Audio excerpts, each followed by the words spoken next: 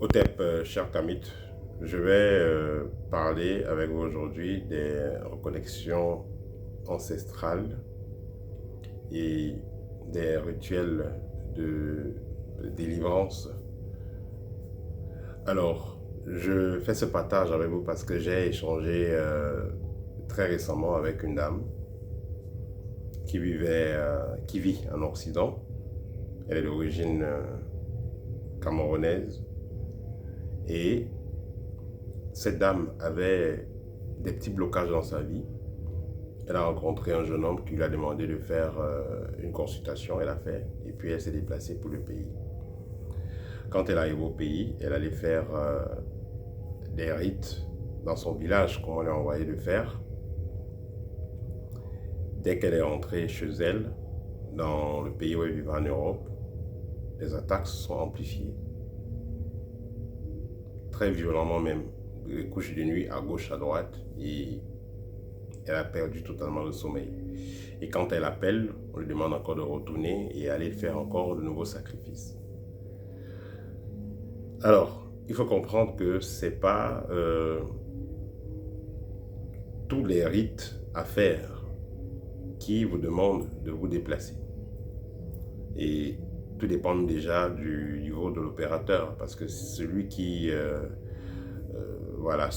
décide de vous assister, de vous aider, doit être capable de résoudre le problème malgré le temps et l'espace, parce qu'au niveau mystique, la distance n'existe pas. Pour rentrer en contact avec vos ancêtres, vous n'êtes pas obligé d'aller dans votre village. Vous pouvez aller au village, peut-être vous voulez, vous pouvez aller au village parce que vous voulez rendre visite à des proches de la famille, parce que vous voulez avoir certaines émotions. Mais si vous voulez vous connecter à vos ancêtres, notez que les ancêtres sont déjà en vous. Il y a déjà une partie d'eux en vous, je vais dire. Et peu importe où vous êtes, vous pouvez entrer en contact avec eux. Vous avez le nom, vous avez le rituel, faites-le. Que vous soyez dans une forêt à Miami ou quelque part au Brésil, quelque part en Chine, quelque part au Soudan, peu importe où vous êtes, vous faites le rituel et ils vont vous répondre. Très simplement. Alors, le problème qu'il y a quand vous allez donc faire les rituels, vous allez au caveau familial, vous allez au village, la terre de vos ancêtres et tout entre guillemets, c'est que là-bas, il y a des bons et des mauvais esprits. Il y a des bons esprits, c'est-à-dire les ancêtres qui ont transcendé, ceux qui sont dans la lumière. C'est là qu'on appelle généralement les ancêtres. Et il y a des mauvais esprits, des esprits errants. Il y a des personnes qui étaient dans votre lignée et qui se comportaient très mal et qui ont fait trop de dégâts au niveau spirituel. Ne sont pas des ancêtres. Plein de les esprits sont entrés direct quelque part dans les cours, dans les villages. Et quand vous allez donc aller vous présenter, moi je suis tel, fils de tel, tel, tel, je verse ça, j'égorge ça pour vous. On dit, ah, ok. Là, la connexion va se faire. Vous serez connecté. Vous serez très bien connecté. Mais pas à vos ancêtres. Donc, c'est un rite que vous pouvez faire dans des villages, croyant que vous vous connectez à vos ancêtres. Ça peut être une connexion, mais pas à vos ancêtres. Vous pouvez vous connecter plutôt à ces morts-là, à ces esprits errants-là, qui sont de votre lignée. Et comme vous êtes de votre lignée, et comme c'est l'esprit de votre lignée, ils vont vous suivre. Et là, vous continuez à survivre et à s'agripper quelque part. Vous êtes né très loin, vous n'avez jamais eu à faire les rites de chez vous. Donc, il y a une certaine connexion qui n'est pas encore faite. Vous êtes connecté quelque part sur certaines dimensions, peut-être au niveau de l'ADN, mais il n'y a pas une connexion très directe. Vous prenez dans l'avion, vous allez dans le village pour la première fois, vous allez donc faire des rites, vous branchez à ces esprits-là et ils vont vous suivre. Si maintenant celui qui a fait ce rituel est de mauvaise augure, il peut vous demander, bon, tu vas me laisser ta chevelure, je vais faire ça, tu vas me laisser ton sous-vêtement, je vais faire ça. Vous allez laisser quelque chose qui vous appartient. Et ils vont continuer à vous travailler de l'autre côté. Par conséquent, où est-ce que vous êtes caché là-bas chez vous en Europe, ou à l'Occident, loin de l'Afrique, de votre pays, ils vont vous retrouver et ils vont continuer à ils vont prendre le relais, ils vont vous emmerder et c'est comme ça que vous donnerez toujours de l'argent. Donc, je ne fais pas ce partage pour dire que tous les rituels que vous feriez dans votre village ne sont pas bien. Attention, c'est pas ça que je suis en train de dire. Je suis en train de dire que quand vous avez contacté quelqu'un qui est bien spécialisé dans son travail, vous n'êtes pas obligé d'aller dans le village pour faire des rites. Vous n'êtes pas obligé de partir au village pour faire des rites. Parce que au niveau mystique, la distance n'existe pas. Ça, c'est le premier point. Deuxièmement, quand vous avez, si vous décidez d'aller faire des rituels de connexion, ce n'est pas forcément aux ancêtres qu'on vous connecte. Il faut vraiment avoir confiance à qui fait le rituel.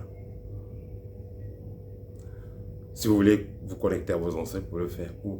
Peu importe l'endroit où vous vous trouvez sur Terre, vous pouvez faire ce rituel-là. Il suffit que vous vous préparez bien et que vous ayez le code. Ensuite, si jamais vous avez fait confiance à un tonton ou à un monsieur qui va dans un village, dit qu'il va vous connecter à vos ancêtres, si cette personne n'est pas de bon augure, non seulement la personne peut vous connecter à ce qui n'est pas correct, mais aussi la personne pourra aussi vous livrer. Parce que je me suis trouvé dans des situations plusieurs fois où je commence à faire un travail pour quelqu'un et après, une personne vient me voir pour dire ce que tu as commencé là, arrête-moi ça. La personne nous appartient, tu n'as rien à cirer dans nos histoires. Dégage. Il y a des cas où on vient vous voir et puis on vous propose, on s'entend, on se retrouve sur Facebook. La personne me voit astralement. On se retrouve sur Facebook, je me note tes coordonnées, je vais t'envoyer le montant que tu veux, tu quittes derrière le problème. Donc, ce sont des cas qui sont réels. Alors, pour conclure ce partage, vous devez réfléchir à 10 fois avant d'aller vous engager à faire un rituel de reconnexion quelque part. Il y a des personnes qui font du bon travail, il y a des personnes qui ne le font pas. Et quand vous partez vous reconnectez à quoi? L'idéal, c'est que vous commencez déjà à travailler spirituellement sur vous-même. Faites vos purifications. Et quand vous sentez que vous avez envie d'aller quelque part faire un rituel, questionnez vos ancêtres. Faites les libations le soir et vous posez la question. Est-ce que je dois faire ce voyage? Est-ce que je dois faire ce rituel? Est-ce que je dois faire cette initiation ou pas? S'ils vous ont donné le feu vert, allez le faire. Mais s'ils ne vous ont pas donné le feu vert, faites attention. Parce qu'il y a des connexions que vous pouvez faire, après on vous contrôle, après on vous met plutôt dans les problèmes. Parce qu'il faut comprendre que quand vous entendez des trucs de femmes là, des sacrifices bizarres là, les gens qui sont souvent aux manettes ou aux manœuvres de tout ça sont des personnes qui coopèrent souvent avec des personnes qui sont dans les villages. Voilà, donc parfois ce sont des associés. Donc c'est pourquoi vous devez faire très attention. Le simple fait d'aller faire un rituel de connexion quelque part, on peut vous connecter à ce que vous ne voulez pas, ce dont vous n'avez pas besoin. Après, vous commencez à regretter. Voilà, chers amis, c'était le petit partage que je vais faire avec vous aujourd'hui. Faites très attention aux rituels de connexion qui pourraient vous intéresser. Réfléchissez bien et décidez-vous ensuite. Voilà, si vous avez besoin des rituels que vous pouvez faire chez vous pour vous aider à résoudre certains de vos problèmes, vous avez besoin de savoir quel rituel faire pour me connecter à mes ancêtres, quel rituel faire pour me déconnecter à des mauvaises énergies, à des mauvaises personnes et tout ça. Vous avez ces rituels-là dans mon livre Guide pratique 1 et Guide pratique 2. Bien que Guide pratique 2, la particularité de ça, c'est victoire sur les loges. Voilà, n'hésitez pas de me contacter également pour une consultation pour l'une de nos formations. Je vais laisser les informations plus tard dans l'espace de description. Au TEP et à très bientôt.